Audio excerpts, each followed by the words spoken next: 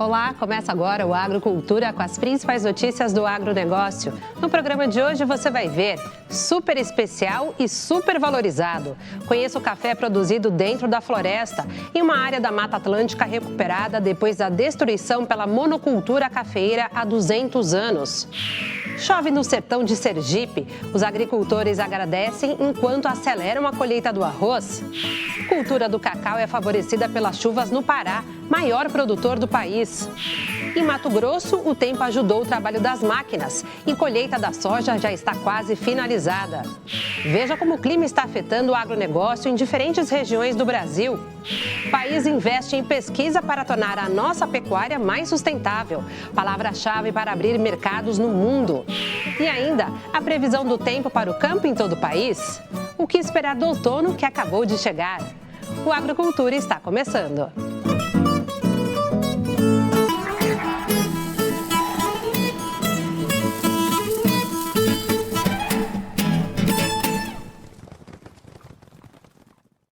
Em tempos de mudanças climáticas, pesquisadores brasileiros trabalham para tornar a pecuária cada dia mais sustentável. Com tecnologia e ciência, eles estão conseguindo medir os gases de efeito estufa emitidos pelos animais e pastos para tornar a atividade uma referência mundial, como mostra pra gente o repórter Bruno Faustino. O Brasil se tornou hoje referência no desenvolvimento de tecnologias sustentáveis na agricultura. Há mais de 10 anos, o Plano ABC de Agricultura de Baixa Emissão de Carbono propõe ao agronegócio soluções para produzir, mas sem a necessidade de aumentar a área de cultivo. Agora, ele foi atualizado para a ABC+. O Plano ABC com certeza foi a linha de base para a gente falar de agricultura sustentável. Então ele vem com 6 tecnologias que são bem definidas: recuperação de pastagens degradadas, integração lavoura-pecuária-floresta, sistemas agroflorestais que estão dentro dessas tecnologias, tratamento de dejetos, plantio direto, fixação biológica de nitrogênio e florestas plantadas. E o ABC+, vem com a proposta da adaptação, da integração da ecologia da paisagem dentro da propriedade. Como essa integração ela pode funcionar como uma bioeconomia dentro da porteira. Então ela vem com o Plano ABC+, vem também com essa nova possibilidade. E essas tecnologias não são fixas, elas vão mudando ao longo do tempo e elas podem ser realmente incrementadas conforme a ciência vai balizando isso e vai trazendo novas possibilidades para essa agricultura de baixo carbono. Carbono. Está aí a palavra do momento. O maior desafio do agro mundial é contabilizar as emissões de gases de efeito estufa provocadas pelas atividades agropecuárias. E nesse quesito, o Brasil saiu na frente. Pesquisadores da Embrapa Meio Ambiente de Jaguariúna, no interior de São Paulo, já trabalham na contagem das emissões da agricultura brasileira. Esse grupo que eu participo, ele faz essas continhas, né? Então a gente tem uma calculadora onde a gente vai perguntando para o produtor agrícola o que você usou na sua produção. Eu usei tanto de diesel, eu fiz tantas operações agrícolas, eu usei tanto de fertilizante, tanto de calcário, tanto de pesticida. A gente vai contabilizando isso, usando um método que chama análise de ciclo de vida do produto, né? E quando a gente contabiliza isso nessa calculadorinha, a gente considera não só essa emissão que está acontecendo no momento do uso, mas também em função dos produtos que eu estou usando. Então eu posso escolher, de repente, um produto, ao invés de escolher uma ureia, né, que tem um peso de produção lá na sua etapa industrial, eu posso, de repente, escolher um outro produto, né, um sulfato de amônio, né? Então eu vou escolher, né, e vou contabilizar também a emissão da fase industrial desse produto. Tudo isso vai sendo colocado nessa continha até que eu tenha uma somatória total e eu falo assim, olha, para eu produzir tantos quilos desse produto, eu usei CO2, metano e todos esses gases de efeito estufa. Né? E aí a gente pode escolher as melhores práticas para que a gente tenha maior sustentabilidade. A pecuária tem ganhado uma atenção especial. Você aí de casa deve estar curioso para saber como é contabilizado o gás metano emitido na pecuária. Os pesquisadores da Embrapa utilizam esse equipamento aqui. Ele é colocado no dorso do animal, aqui vai um caninho e é afixado no animal. Aqui dentro tem um gás que é trocado a partir do momento que o gás metano é emitido. Depois, esse equipamento é trazido para o laboratório aqui da Embrapa Meio Ambiente e aí sim é possível contabilizar quanto de metano foi emitido pelo animal. Já para a pastagem, é utilizada outra técnica de captura das emissões. A gente tem uma câmara com uma área conhecida, né, onde a gente vai chegar lá no campo, vai instalar onde a gente quer analisar, coloca dentro uma quantidade conhecida, né, em termos de massa, tampa essa câmara e depois a gente vai lá e faz as coletas, né, usando essa seringa aqui em determinados momentos. Geralmente a gente deixa por um determinado tempo tampado, que é para aquele gás começar a se concentrar ali dentro. Então a gente acaba tirando no tempo zero, depois a gente tira depois de um determinado intervalo de tempo, de 15 a 20 minutos, ou então de 30 a 40 minutos, ou de 60 minutos, né, a 80 minutos. Com isso, a gente vai vendo a concentração desse gás, né, até o ponto em que talvez eu tenha tudo isso constante, significa que não está emitindo mais. Então eu vejo assim, ó, do total que eu coloquei, somando o acumulado de todas essas coletas que eu fiz, que elas podem ser diárias, a cada 2 dias, né, ou a cada uma vez por semana, que é bem intenso e trabalhoso, eu vejo, se eu coloquei aqui 100 quilos, né, e eu tive uma emissão aí de 4 quilos, então eu tive 4%, né?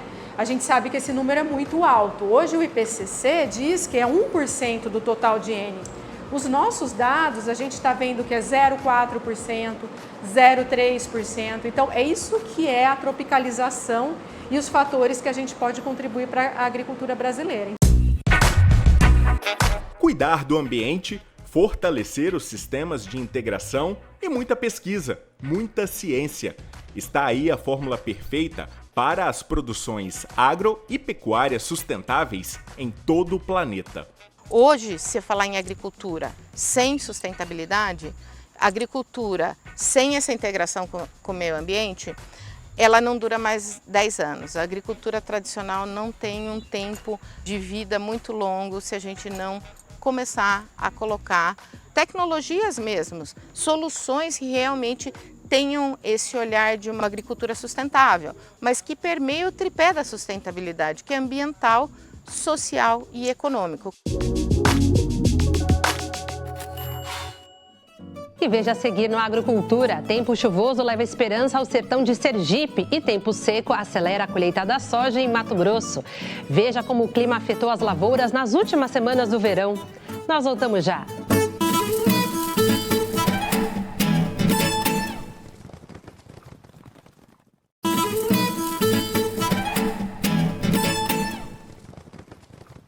Confira agora as principais notícias do campo. Veja como o clima afetou as lavouras nas últimas semanas do verão. Aqui em Sergipe já chove acima da média no sertão.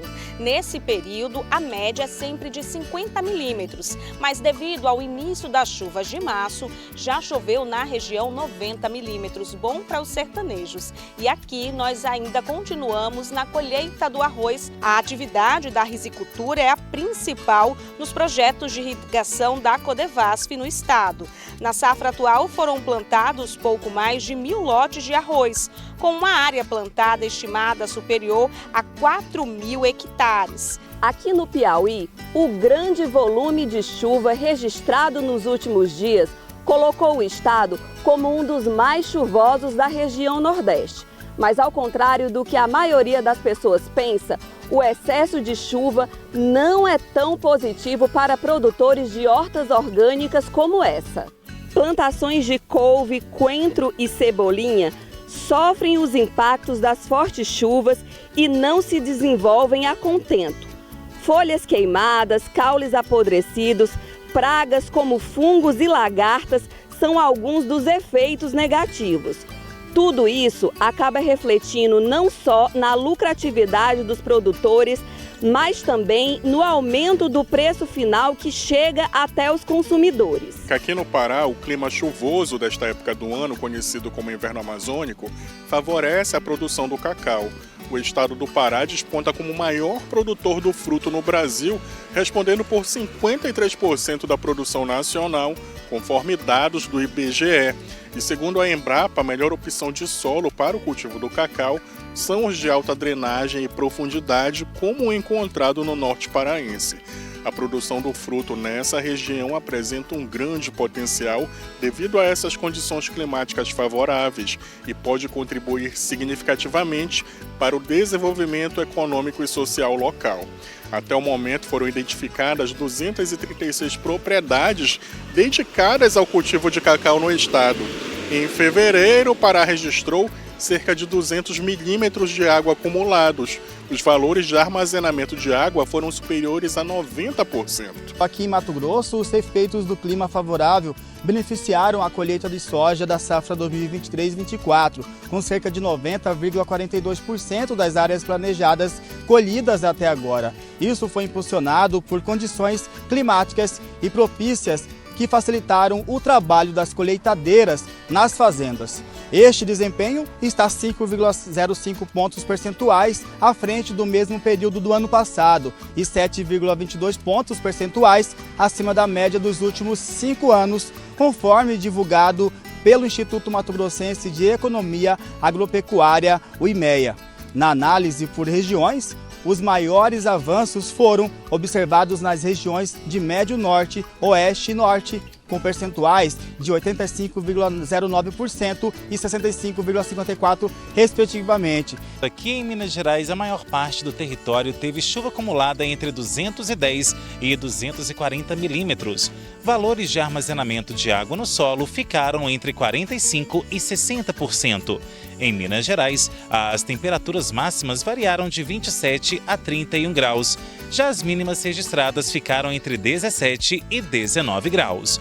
E nós vamos falar agora do milho. Em Minas Gerais, apesar de a semeadura ter sido finalizada, o desenvolvimento das lavouras está atrasado em relação à safra passada, o que se deve às chuvas irregulares e às altas temperaturas que foram registradas desde o início do ciclo. A cultura também sofreu com baixo armazenamento de água durante a sua fase vegetativa, o que explica esse atraso. Além disso, a colheita ainda não começou, consequência do grande volume de chuvas ocorrido durante o mês de janeiro, com valores acumulados superiores a 210 milímetros em quase toda a extensão estadual. Além do milho, a colheita do feijão tem uma taxa atual de apenas 10%, devido às altas temperaturas e às chuvas irregulares e dispersas. O tempo seco e quente também favoreceu a ocorrência de pragas como a mosca branca durante o desenvolvimento da cultura.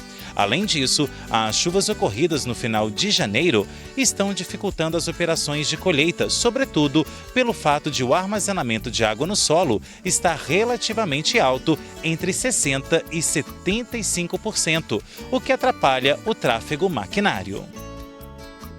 Veja agora outras notícias do campo. O Ministério da Cultura e Pecuária determinou que 10 marcas de azeites de oliva sejam recolhidos dos mercados.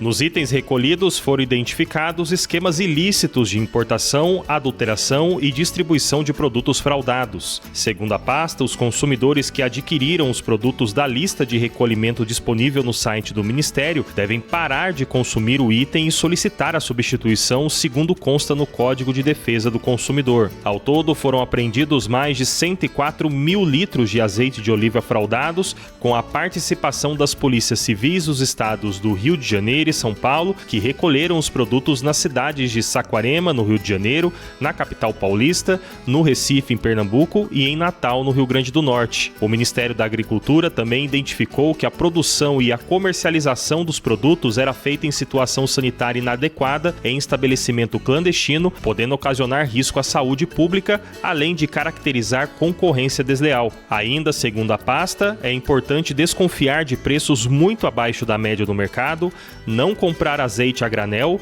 estar atento à data de validade e aos ingredientes contidos, além de escolher produtos que tenham sido envasados recentemente. A medida cautelar é parte da Operação Getsemane. Segundo o Ministério da Agricultura, o azeite é um dos produtos mais fraudados do mundo. No interior do estado de Rondônia, o peixe da espécie tambaqui, produzido aqui na região, conquistou espaço durante uma feira internacional em Boston, nos Estados Unidos. O tambaqui de Rondônia, protagonista da economia local, marcou presença na renomada Seafood Expo Norte América em Boston na semana passada. O peixe, criado em tanques de cultivo, ocupou um lugar de destaque no estande do Brasil, buscando expandir seus horizontes no mercado internacional. A participação do tambaqui no evento é fruto da colaboração entre o governo do estado, o SEBRAE e a Associação dos Criadores de Peixes de Rondônia. Com o objetivo de impulsionar as exportações para os Estados Unidos e outros países, a comitiva rondoniense ofereceu degustações diárias de cortes especiais, como filé, costelinha e banda, proporcionando aos visitantes uma experiência única com o sabor da Amazônia brasileira. Em 2023, a costelinha de tambaqui foi premiada como o melhor novo produto para serviço de alimentação. A iniciativa, que conta com recursos do projeto IG Tambaqui do Vale do Jamari, na cidade de Ariquemes, no interior de Rondônia, visa fortalecer a competitividade dos piscicultores locais do mercado nacional e internacional. E veja a previsão do tempo para o campo com Estael Cias, da Metsul Meteorologia de São Leopoldo, no Rio Grande do Sul, especialmente para o Agrocultura.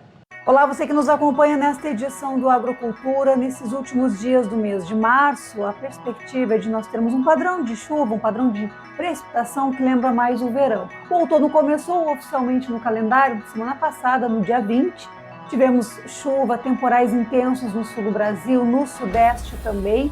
E a perspectiva para esses próximos dias é de ainda a umidade ficar muito concentrada no centro e norte do território nacional. Tem um sistema frontal no oceano, organizando a instabilidade ao longo dessa semana. Então ainda segue chovendo em áreas do sudeste, no Mato Piba, embora com uma grande irregularidade, os volumes maiores de precipitação associados à zona de convergência intertropical.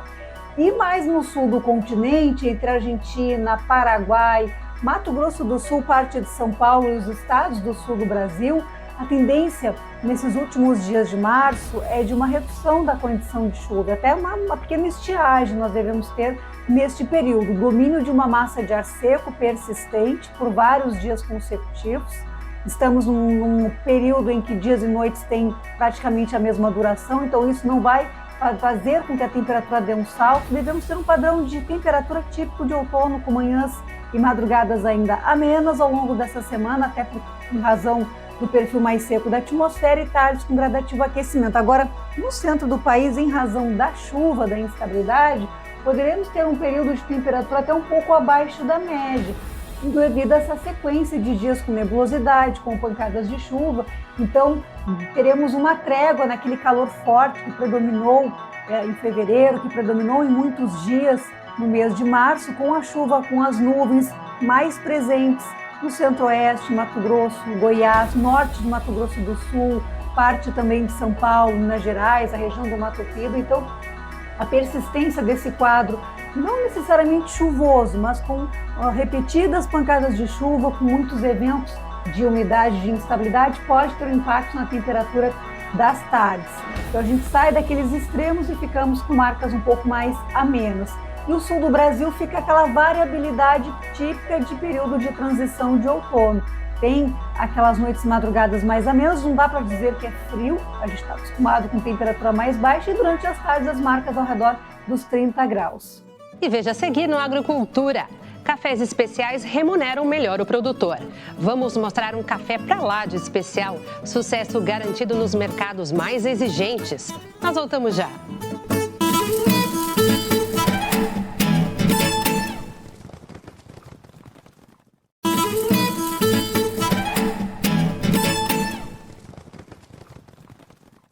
Antes de vir para São Paulo, nos anos 1800, o café passou pelo Vale do Paraíba Fluminense. A monocultura cafeira da época devastou as matas nativas e empobreceu o solo. Hoje, 200 anos depois, uma fazenda que viveu esse ciclo faz o caminho contrário. Recupera mata para acrescentar valor às lavouras. Uma delas, justamente, o café. Já mostramos que a Fazenda das Palmas, em Vassouras, Rio de Janeiro, usa a mata regenerada para obter renda com crédito de carbono. Mas a fazenda também ganha dinheiro com um café especial cultivado justamente dentro dessa mata recuperada. Como mostra pra gente a repórter Laís Duarte. Floresta protegida, que protege a lavoura de café. É o café sombreado da Fazenda das Palmas, na região de Vassouras, interior do Rio de Janeiro. No passado, toda essa região era coberta por Mata Atlântica. Com o correr dos séculos, a floresta foi substituída por lavouras, por cidades, e se tornou um dos biomas mais ameaçados do mundo. Mas aqui a vegetação nativa ganha um novo fôlego e ocupa 80% da propriedade. Voltou a ser lar para a fauna e abrigo para o cafezal, que produziu cerca de 200 quilos em 2023. A cultura econômica está protegida de pragas e doenças. Então, assim, você olha a folha do café, ela está brilhosa, né? Ela está aquela coisa viva, lindíssima. Ela não tem mancha de doenças, não tem ataque de pragas. Então, ela é toda essa vantagem. A floresta protege com ela fisicamente e também com todos os micro-organismos e faunas que estão ali, ela protege. E se reflete com a qualidade do café. Na bebida, todo esse micro-organismo que está em volta dela vai fazer a diferença na qualidade. Rumi é a engenheira agrônoma que orienta a produção do café e sabe que o que é colhido aqui tem mercado garantido por ser produzido sem desmatamento e sem agrotóxicos. O café em floresta, ela está muito valorizada, né? E isso com certeza faz toda a diferença, assim, não só de estar em floresta, mas de estar sendo produzida sem nenhum agente químico. É tudo com produtos naturais, então isso também faz toda a diferença, não só no nosso plantio e na saúde de quem está aqui, né? Porque é mais a saúde de quem está aqui diretamente do que quem vai tomar, vai consumir. Então isso que a gente sempre pensa na hora de fazer uma cultura orgânica sem agente químico. Então não é só econômico não, muito pelo contrário. Acho que vem primeiro o social. Não é de hoje que os grãos são considerados ouro verde por aqui. No século XIX, a fazenda foi uma das pioneiras na cultura do café. Na época, a Mata Atlântica era suprimida para dar lugar aos cafezais. Hoje, a floresta está sendo recuperada para sombrear a produção e os 3.000 pés plantados vão chegar a 8.000 até o fim de 2024. A proximidade da floresta, ela deu para a gente uma consciência do quanto aqui a gente consegue vivenciar um tipo de experiência que eu não vivenciei, por exemplo, nas outras fazendas que a gente teve, sabe? Eram fazendas de café em São Paulo, com café plantado de maneira uniforme, eram morros e morros e morros só de café. Eu acho que aqui a gente respira um outro tipo de ar. E isso também eu acho que você, na hora que vai produzir, você vai ter os resultados disso. Muito passarinho, muita abelha, né? São coisas que você vai prestando mais atenção e dando mais importância.